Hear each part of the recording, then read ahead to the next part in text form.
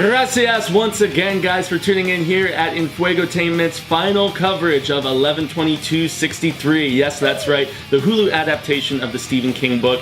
It has been a long road and rather bumpy along the way at times, but I'm still stoked that we have finished up the coverage today with my regular running buddies. What up? I'm Cecil Laird. And I'm Marshberger. That's right, you've seen us on the horror show before, and this was a divergent course into something a little less spectacular, but still very intriguing, at least for a while, and then it lost some steam. But I think for the final episode, they really reeled me back in, and I actually really enjoyed it quite the bit. So we always do a little bueno, malo, and feo, good, bad, and ugly. We're not going to beat around the bush. We're just going to cut right to the chase. I was happy that we got back to some intrigue, man, at least a little bit. Unfortunately, didn't happen until after the shots were fired, so to speak. But yeah, they at least kind of brought back some of the stuff I liked about the show to begin with. What about you, man? Yeah, it was nice. It was interesting the whole hour long. I mean, we got to the real meat of really the entire series in the first segment of this last episode. Yeah. And then the rest was sort of the repercussions of how they decided to resolve everything in the past.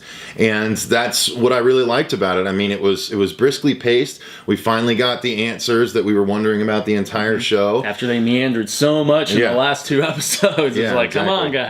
So it was just a really good episode. Yeah, damn right. And the performances were good. I mean, they were pretty much good throughout, but we saw a little bit more menace from Oswald. I'm really curious because Marcia is our resident expert, and so she's read the book. That was why we've had her along the way, not just because of her hilariousness and insight and everything, but because she actually knew the source material. Was it faithful? Was it a bueno in this for you, the way they handled it? I think they did a good job for the time that they had for it. Like, I was hoping for maybe a little bit longer of an episode, and I was hoping a little bit more elongated about the actual assassination scenes, but everything happened. We were hoping for that 90 minutes, right? And we didn't get it. We didn't get the 90 minutes. Guess that's a malo, but we'll save that for later. Yeah, like I was surprised how they did do it. It seemed it still felt rushed, but they hit all the points. Except for they never explained the Yellow Man, which was not... The Yellow Card Man? Yeah, they briefly did in episode 7, right? But you still never really got more information about how many times he traveled and more about his backstory. I'm guessing we need to read the book for that, right? Yep. Was there a lot that they changed in this finale and how things kind of tied up, or was it pretty faithful? I mean, like I said, they didn't really change a lot. They hit the major points of how the book ends.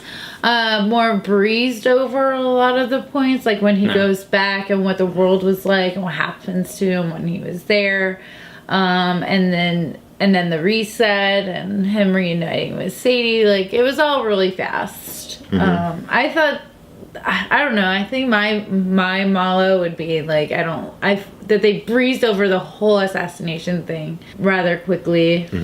It wasn't really focused on the JFK aspect of it. Interesting. Yeah, and so I guess we'll use that as a segue into the malo about the bad stuff about the episode. I do feel that the bueno outweighed the malo in this one, but there was some bad. For instance, after the assassination transpires and there's the thoughts about him being a patsy or him being like actually thumbed for it, there is a shift in tone from him being blamed for the execution attempt, and just all of a sudden the switch is flipped and everything's okay. Without one guy walks in and says a couple words and we never know. Without any plausibility, because there's no way, if they hadn't interviewed him yet after the assassination attempt, there's no way that the information could have gone high up the chain like it did in the amount of time that it did. Yeah, you know what I mean? That was actually going to be part of my malo too, and I'll let you finish your point, but the convenience of everything. Yeah, it was far too convenient, and yet that just plays in more with things not being explained too well, and hence that's the skimming over that Marsha's talked about. I really feel like this could have been a lengthier series than just 8 episodes. There was so much more they could have explored.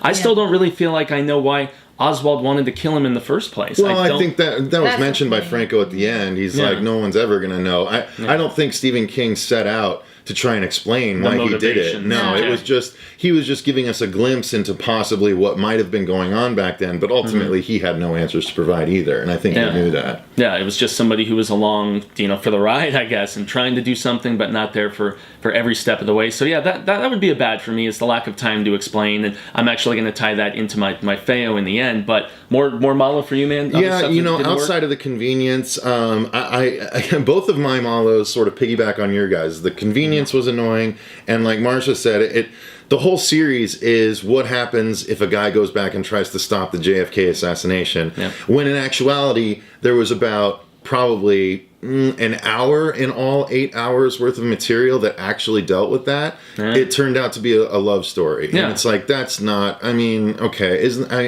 which I worked for me. That. Yeah, I liked it, but that's not what I came for, and it's not. I mean, I guess it was okay. It was kind of sweet. The problem is, as you were going along, the show couldn't surprise you. Like you could guess the next. Oh well, they're probably going to do this next, and then when you see them in that situation, oh well, then he'll probably do this. Yeah. Oh well, then this will probably happen. And so you could predictability. We talked about that. You could stay one step ahead of the show, and so there was no impact for me. Mm-hmm. I thought you guys were going to be surprised about the whole coming back, and it's kind of an apocalyptic world and I was bombings.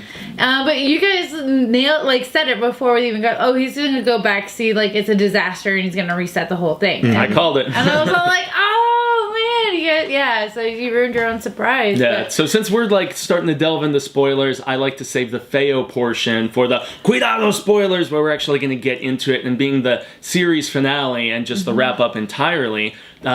I love the fact that this is a good Feo, a bueno Feo. I like the fact that by the time they got Back to the Future, everything was wrecked. There was a cool little nod to the stand. You see Captain Trip spray painted right there on the wall. A little Easter egg for crazy King fans like me, that, King loves his alternate dimensions, but he also loves to say that Ka is a wheel, and the ugliness of the fact that history will repeat itself, even if you don't want it to. And it's almost like the anti-Back to the Future in its ugliness, where it's like, you can go back and try to change things, but history is kind of set for a reason, because that's the way it's supposed to be, and the more you try to change things, the more messed up it can potentially be, and you just have to accept the way things are and look to the future. And so, yeah, it was definitely, think, McFly, think. He needed to stop trying to mess with stuff. And even at the end, when he goes back to reset stuff, he was thinking about, I can make things work with Sadie, because Sadie dies in his alternate timeline. And so when he makes things better, presumably, no, she dies, the world is worse off. And so that was at least intriguing Feo for me. What did you guys think? For me, the Feo was, again, partly, I'd have to go back to the convenience thing. The Feo, I'm going to say my Feo are Feo with parentheses S on the end, because there's a lot of little moments that I thought were ugly, in that it brought me out of the thing, that whole thing that we alluded to earlier, where they're about to finger Franco as the shooter, and the FBI is getting in his face, and he's throwing all these facts at the FBI guy, and it's not going to matter. And he's telling him, no, I didn't do it. The first time everyone's finding out about what happened, and yet somehow they get a call from the president, who has been told that he saved the president's life. But there's no way that could have happened. And I'm there's totally lame. That's lame. And then again, you pointed out something after he had gone back to the future, and it was a disaster. He again, like a dumbass, can't keep his nose out of things. So the first thing he runs across is a group of thugs trying to beat up a character that we do know. And then he runs into the thugs again, and they try and beat him up, and one of them's even hanging on his back when he goes back through the portal, but he's the only one that goes through the portal, so that doesn't make sense. It makes donuts of sense for that. Like, so those are my people fails. Go through the door? Like, what the hell? Those are my fails. Just the little things that you're just like, what? That pulls you out of the show. Yeah. Marsha, some ugly stuff for you? Well, I've said over and over again that it's just not long enough to go over all the awesome aspects of the storyline. The problem is that it's a dual story. You have the main plot line of him going back in time to save the president, and what happens because of that, and the time travel, and how the ripple effects and such as that. The push. And the pushes, but at the same time, like, you have the love story, you have the connections he built through that time period, and how he deals with that. And they just couldn't balance it in a way where it made sense for a complete story, and that's my fail. I wish they would have been able to balance a little bit more, and it is a difficult thing. I mean, it's not easy when you have to balance all of that in an 8-episode show. Like, They did a better job than I've seen in a lot of Stephen King's. Like, Bag of Bones sucked. That one was a big disappointment. Under Pierce the Brosnan Dome was one of the only good things about it. But yeah. Oh man, Bag of Bones is one of my favorite ghost stories, and of course it's Stephen King. So I'm like, oh my god, it's amazing! I was so excited about that, and I was just like, burn it. Yeah, I think that was done by A&E Network, if I'm not mistaken, I don't or even something. know. It was really bad. and you want to talk about speeding things up? It was like they put that whole book on fast forward. I'm like, it makes no sense. But anyways, I digress. But overall, I think it was a really well done show. I just wish they would have spent more time in certain areas than what they chose to spend. The ending gave me the feels, though. It had emotional impact. I was like, drying the eye a little bit. That's ugly. I was being a total poon about it. The whole assassination section, it was way more action packed, way more intensive, and just I can't believe they got through the whole thing in one 8-minute segment. Yeah, especially with how slowly they were going in episode 7 with like time by time on that last day, and then all they did in the 8th episode was it's 11:22:63 as opposed to having the time clock. That's what I mean. What I mean by that 8-minute segment is literally in between commercial. The show starts, and then before the first commercial, the assassination stuff is over. Yeah. And it's just that you can't do that when you're building up for 7 episodes to this one event. And I was wondering about how they were going to balance it, because like I was telling you guys before, like you have the assassination, he has to get back, he has to deal with everybody around that, he has to get back and see what happens, and then you gotta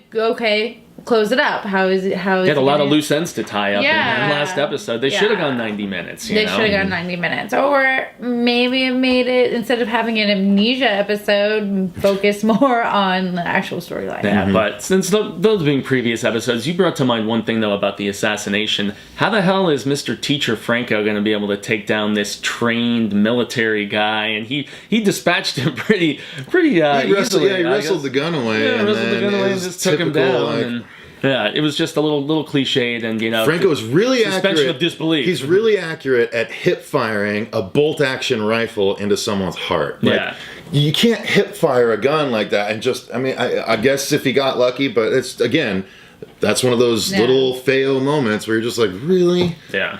Well, at that point, I thought that they had weren't even going to do the Sadie death, because Sadie was supposed to die before that. And so I was like, oh, okay, Sadie's not going to die. That's so does Oswald kill her in the book, though? Mm-hmm. Yeah. Oh, really? So that was accurate. Okay. Yeah. Huh. Interesting. So, and I don't think, she kind of, followed him there. It wasn't like, I'm going to drag you along while we go and stop the president from getting shot, which is, really ridiculous. Yeah, dragging her along the way, like, come on, baby, let's go. Let's go save the president. Yeah, that is dumb. You would think if he cared about her more, he wouldn't have wanted her in a potential dangerous situation like that. And it's like, mas feo. But it is. I think they did a fantastic job based off of the previous Stephen King movie. Yeah, I'd say at the end of the day, all 8 episodes as a whole, if you view it as one big piece, I feel like it was a success. And obviously, if Franco is on the cover of the current Rolling Stone magazine because of the success of this show, this was an interesting experiment for Hulu that turned out Feo in the fact that they could have stretched it out longer, but I also think they should have released all the episodes at the same time, because those slower episodes like 6 and 7 that we got bored with, I feel like it would have worked better if you could just binge watch the entire series in one foul swoop. I feel like that would have been more effective. What's the point of having a streaming network if you can't watch it, if you can't binge watch it? They're trying to be an alternative to halfway cable. in between. It's like binge watch, but still make it episodic and weekly and ritualistic. And well, because they don't want to risk the people coming on to watch a full season of Daredevil in 2 days and then not touch their Netflix again until the next season of Daredevil. You know what I mean? The people on Hulu, then maybe they just are like, well, let's make sure they come back every week. That kind of thing. Who knows? All that corporate stuff is Feo, man. It's all speculation. Truly. I still canceled my subscription. That's a Feo. Someone else might be doing that too once this show is done. Who knows? Unless we can get a sponsor. Yeah. But yet, that's the thing. At the end of the day, I think Hulu will chalk this up to a success, but also a learning experience along the way too. So yeah, gracias first and foremost to Stephen King for writing a hell of a novel that I'm excited to finally read, being the fanatic. I've slowly been working my way towards his whole catalog, and I'm stuck on Under the Dome right now, and I wish I could leapfrog a couple selections, but I'm doing it it all chronologically. So I urge all of you guys to seek out the 11/22/63 book by Stephen King that Marcia read, that I'm excited to read. This guy likes to read, right? I do like to read, but not that. Yeah, big tomes of King. So, and then secondly, I got to extend the grande gracias to my co-host throughout all episodes of this series-long coverage. Marcia, she helps us out as Rainbow Rules, #Rainbow Rules on the horror show, and that was created by the gentleman seated beside me. He's going to give all you viewers on Enfuegotainment the lowdown. Because if you guys have been watching these episodes, you already know we do a horror variety show on YouTube called The Horror Show. It's at youtube.com/The Horror Show channel, and we do movie reviews, how-tos, comedy sketches, event coverage, celebrity interviews, and let's plays, all just kinds of good stuff under the horror umbrella, so go check it out. A true variety of the spooktacular. I've been Jaime En Fuego. Gracias for tuning in to my channel's coverage of this epic series. It was a hell of a blast. You can find me on Twitter, Instagram, Facebook, and YouTube, so do that. Like, share, subscribe, stuff, interact, let's talk cinema, and the hottest entertainment with an edge. So until the next time we get to start some epic series, or whether it's just film reviews or the other stuff you've seen on this channel, I extend a grande gracias to you, the viewer, and hasta luego, cinemigos, until the next time we see each other. But let's make it sooner rather than later. That is an order. And I'm going to actually go jump through some time travel device and get some more work done. So peace out, peeps. Hopefully it'll be more interesting than Franco's. Oh. Ooh, too soon? Too soon? Too soon. Gracias, guys.